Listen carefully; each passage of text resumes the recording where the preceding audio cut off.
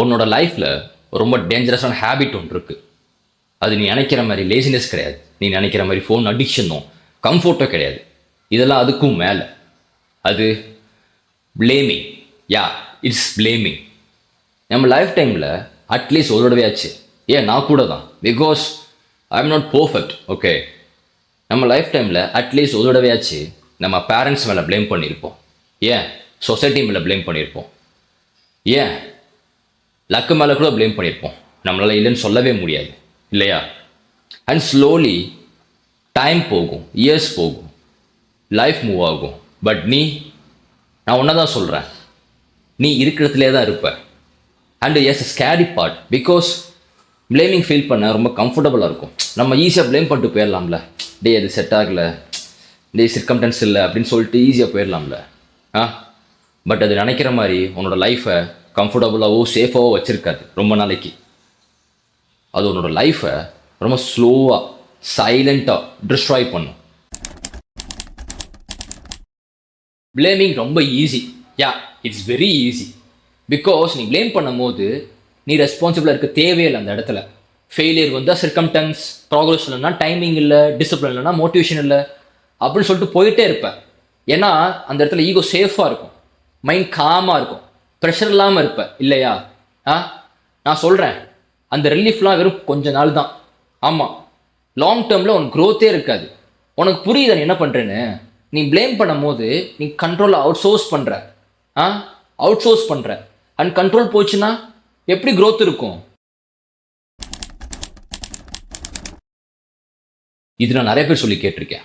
என்னோட parents support பண்ணல, எனக்கு மணி இல்லை, எனக்கு ஃபெசிலிட்டிஸ் இல்லை அப்படின்னு. நான் ஒத்துக்கிறேன், இட்ஸ் ஆல் ரியல். பட் இங்கே தான் ட்விஸ்டே. உன்னோட பேரண்ட்ஸ் உனக்கு பர்த் கொடுத்தாங்க, உன்னோட லைஃப்பை நீ பில்ட் பண்ணுறதுக்கு, அவங்க பில்ட் பண்ணுறதுக்கு இல்லை. உன்னோட பேரண்ட்ஸ் உனக்கு டிசிப்ளின் டீச் பண்ண முடியாது. உன்னோட பேரண்ட்ஸ் உனக்கு ரொட்டீன் மெயின்டைன் பண்ண முடியாது. ஒரு ஏஜுக்கு அப்புறம் பேரண்ட்ஸ் ரீசன் இல்லை, நீ தான் ரீசனாக இருப்ப. ஏன்னா அந்த இடத்துல சும்மாவே உட்காந்துட்டே இருப்ப. உன்னோட லைஃபுக்காண்டி ஒரு ஸ்டெப்பை கூட நீ எடுத்துருக்க மாட்டேன். அடுத்த குரோத்துக்காண்டியோ அடுத்த ஒரு ஓக்குக்காண்டியோ எந்த ஸ்டெப்புமே எடுத்துருக்க மாட்டேன். உட்காந்து நீ ப்ளேம் பண்ணிட்டே தான் இருப்ப. At least work. அது நீ ஜெயிக்கிறியோ இல்லையோ, at least take a step man. So stop blaming parents here after.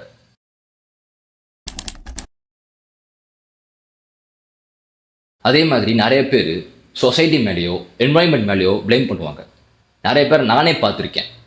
என்ன சொல்லுவாங்கன்னா வந்துட்டு, எனக்கு சுத்தமாக உள்ள என்வாயன்மெண்ட்டே செட் ஆகலடா, ஃப்ரெண்ட்ஸ் மோட்டிவேட் பண்ண மாட்டாங்க, நெட்வொர்க் இல்லை, they are giving stupid excuses to me.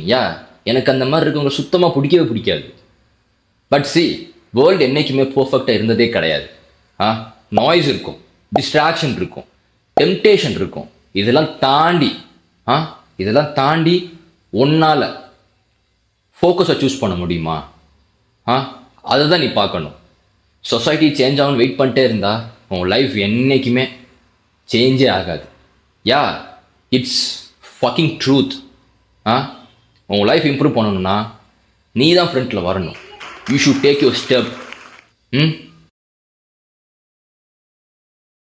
அதே மாதிரி நிறைய பேர் எனக்கு லக் இல்லைடா, there's an opportunity for me அப்படின்னு சொல்லி கேட்டிருக்கேன். பட் சி, அந்த லக்குன்னு இருக்குல்ல, அந்த வேர்டு, அது ரேண்டமாக யாருக்கும் கிடைக்கிறது கிடையாது லைஃப்பில், ஓகேவா? Preparation plus timing is equal to luck. நீ ப்ரிப்பேர் பண்ணி ஒழுங்காக டைமிங் மெயின்டைன் பண்ணியிருந்தா லக் உன்னை தேடி வந்திருக்கும். அதே மாதிரி உன் லைஃப்லேயும் சரி, என் லைஃப்லேயும் சரி, நம்ம எல்லா லைஃப்லேயும் டெஃபினட்டாக லக் தேடி வந்திருக்கும். நான் இல்லைன்னு சொல்ல மாட்டேன். என் லைஃப்பில் என்னை தேடி நிறைய லக் வந்திருக்கு. எனக்கு நிறைய வாய்ப்பு கிடச்சிருக்கு. ஆனால் அதெல்லாம் ரெஃப்யூஸ் பண்ணிட்டு சும்மாவே உட்காந்துருப்பேன். எஃபோர்ட்டே போட்டிருக்க மாட்டேன் அந்த இடத்துல. அதே மாதிரி இப்போ நீ வந்துட்டு ஒரு காலேஜ் படிக்கிறியோ, ஒர்க்கிங் ஸ்பேஸில் இருக்கியோ, டெஃபினட்டாக உனக்கும் சரி எனக்கும் சரி ஒரு வாய்ப்பு கிடைக்கும். அதை ரெஃப்யூஸ் பண்ணிட்டோன்னா என் ஃப்யூச்சரில் கொஞ்சம் ஃபீல் பண்ணிக்கிட்டு இருப்போம். ஸோ இயர் ஆஃப்டர் ஏதாச்சும் ஒரு வாய்ப்பு கிடச்சிச்சின்னா அதே மாதிரி நீங்கள் ரெடியாக இருக்கணும். அந்த வாய்ப்புக்கு ரெடியாக இருந்தீங்கன்னா you can get your luck. நான் ஸ்ட்ரைட்டாக ஒன்று சொல்கிறேன், பேரண்ட்ஸ் இல்லை ப்ராப்ளம், சொசைட்டி இல்லை ப்ராப்ளம், லக்கும் கிடையாது problem. The real problem is you. ஆமாம், நீ தான் ரியல் ப்ராப்ளமே. ஏன்னா நீ ரெஸ்பான்சிபிலிட்டி எடுக்க பயப்படுற. ஏன்னா ரெஸ்பான்சிபிலிட்டி வந்தால் எக்ஸ்கியூஸ் இல்லைல்ல. அண்ட் எக்ஸ்கியூஸ் இல்லைன்னா ஆக்ஷன் தான் ஒரே வழி. அதை எடுக்க நீ பயப்படுற. What the fuck, man? If you're a real man, if you're a real man, நீ பயப்படவே கூடாது. You should take responsibility. You should take care of your family. Take care of your brother, sister, everyone. Yeah. I'm challenging you. நீ real மேனாக இருந்தனா நீ பயப்பட மாட்ட. நான் ஒரு எக்ஸாம்பிள் சொல்கிறேன்.